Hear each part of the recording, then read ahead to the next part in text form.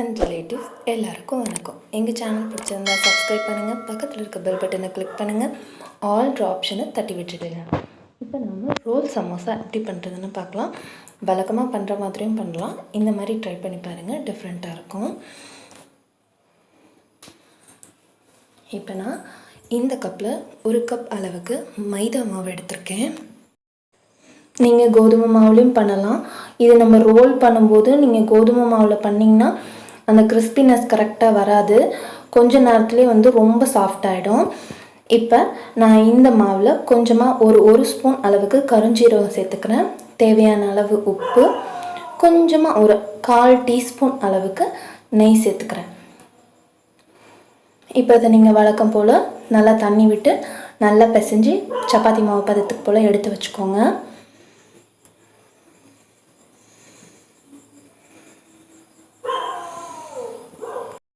ரொம்ப நேரம் ஊறணும்னு அவசியம் இல்லை. நம்ம மாவு பிசைஞ்சு வச்சுட்டு நம்ம மசாலா ரெடி பண்ணோம்னா அந்த டைமிங்கே போதும்.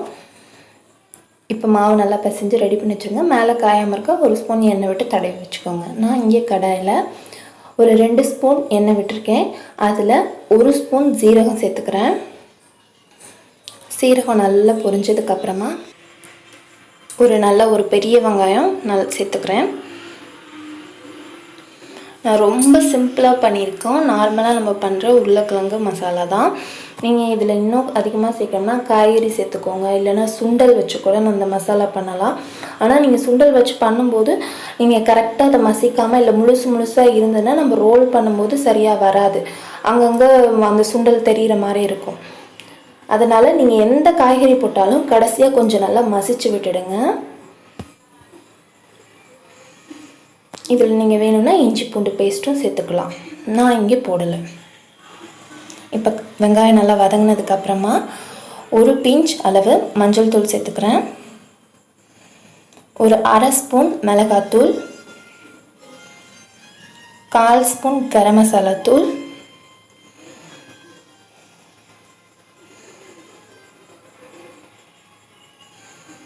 ஒரு பிஞ்ச் அளவுக்கு சாட் மசாலா சேர்த்துக்கிறேன். இது இல்லைனாலும் பரவாயில்ல.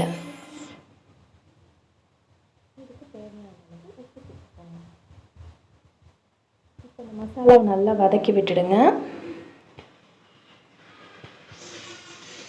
அந்த எண்ணெயில் நல்லா மசாலா நல்லா வதங்கணும். இதுக்கு ரொம்ப எண்ணெய் வேணும்னு அவசியம் இல்லை, கரிஞ்சிடாமல் வதக்குங்க, அது போதும். அடுத்ததான் நான் இங்கே ஒரு 2 உருளைக்கிழங்கு, பெரிய உருளைக்கிழங்கு நல்லா வேக வச்சு மசிச்சு எடுத்து வச்சுருக்கேன். அதை இதோடு சேர்த்து நல்லா நம்ம கலந்து விட்டுக்க போகிறோம்.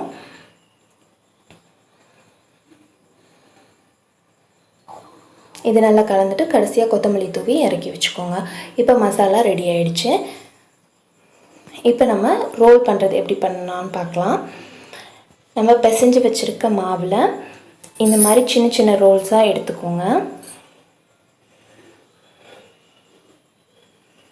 உங்களுக்கு கொஞ்சம் நீளமான ரோல் அந்த மாதிரி தேவை, பெருசாக வேணும் அப்படின்னா மாவோட சைஸை நீங்கள் மாற்றிக்கோங்க.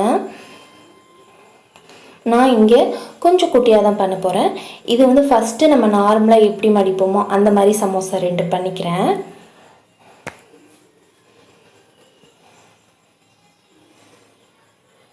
வழக்கமாக பண்ணுற மாதிரி சப்பாத்தி போல் நல்லா திரட்டிக்கோங்க. நல்லா தேய்ச்சி விட்டுட்டு இப்போ அதை நான் 2ஆக கட் பண்ணிக்கிறேன். ஒன்று ஹாஃப் சர்க்கிளில் எப்படி பண்ணுறதுன்னு பார்க்கலாம். இன்னொன்று ஸ்ட்ரெயிட் லைனில் எப்படி பண்ணுறது, ஒரு ஸ்கொயர் ஷேப்பில் இருக்கிற மாவில் எப்படி பண்ணுறதுன்னு பார்க்கலாம். மடிக்கிறது மட்டும்தான். உள்ளே ஒரு ஃபோல்ட் கொடுத்து அப்புறமா நீங்கள் மடிங்க, கரெக்டாக வந்துடும். எட்ஜஸ் கரெக்டாக நீங்கள் க்ளோஸ் பண்ணிக்கோங்க. நார்மலாக நம்ம பண்ணுறதுல தான். நீங்கள் மடிக்கும்போது மற்ற மாதிரி நீங்கள் மடிச்சிங்கன்னா ஒரே ரவுண்டாக தேய்ச்சி மடிச்சிங்கன்னா அந்த ஓரத்தில் கொஞ்சம் ஷேப் சரியாக அமையாத மாதிரி இருக்கும். நீங்கள் இந்த மாதிரி ஹாஃப் சர்க்கிள் இல்லைன்னா ஸ்ட்ரெயிட் லைனாக போட்டு கீறிட்டு அப்புறமா நீங்கள் பண்ணிங்கன்னா ஷேப் நல்லா கரெக்டாக வரும்.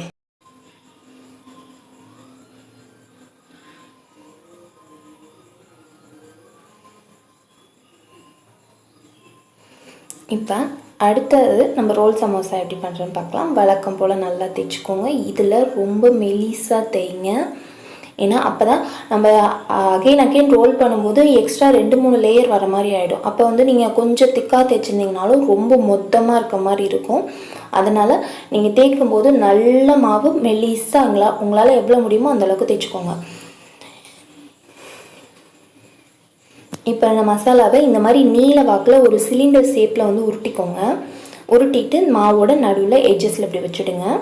நீங்கள் இப்போ நம்ம மடக்கும் போது எப்படின்னா, அந்த அடியில் இருக்க மைதா மாவு லேயரை ஃபஸ்ட்டு ஒரு உள்பக்கம் ஒரு மடி மடிச்சுட்டு அதுக்கப்புறமா அடுத்த ஆப்போசிட் சைட்லேயும் ஒரு மடி மடிச்சுக்கோங்க. அப்படி நீங்கள் உருட்டிங்கன்னா உள்ளே இருக்க மசாலா வெளியே வரவே வராது.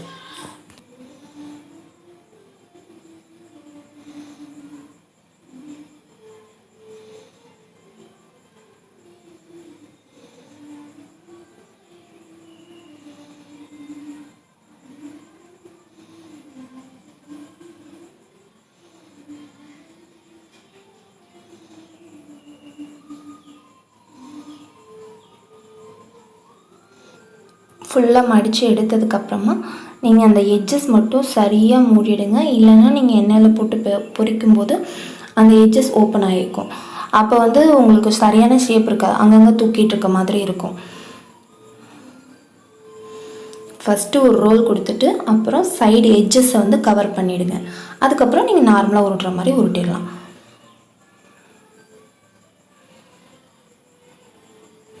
இது வந்து நல்ல நீளமான சிலிண்டர், அந்த நீங்கள் உள்ளே வச்சுருக்க பூன் வந்து நல்லா நீளமாக பண்ணிவிட்டு இந்த மேல் மாவும் நீளமாக பண்ணிங்கன்னா அது செம்ம சூப்பராக வரும். பார்க்கவும் நீட்டாக நல்லாயிருக்கும்.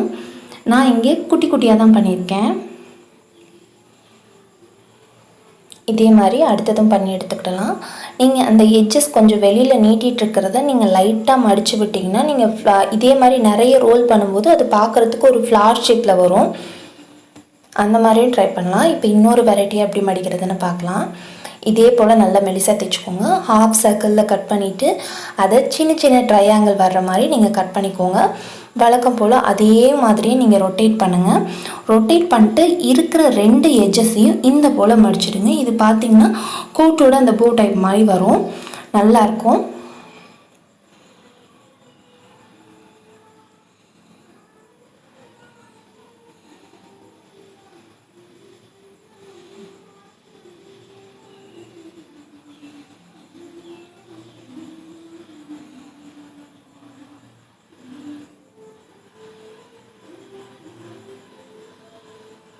இதை நீங்கள் அப்படியேவும் விடலாம், இது போல் உள்ளே மடித்தும் விடலாம். அப்படி இல்லைன்னா ஃபுல்லாக ஒரு பெண்ட் கொடுத்தீங்கன்னா அது இன்னொரு ஷேப்பில் இருக்கும். இப்போ இதை வழக்கம் போல் நம்ம பொரிச்சு எடுத்துக்கலாம்.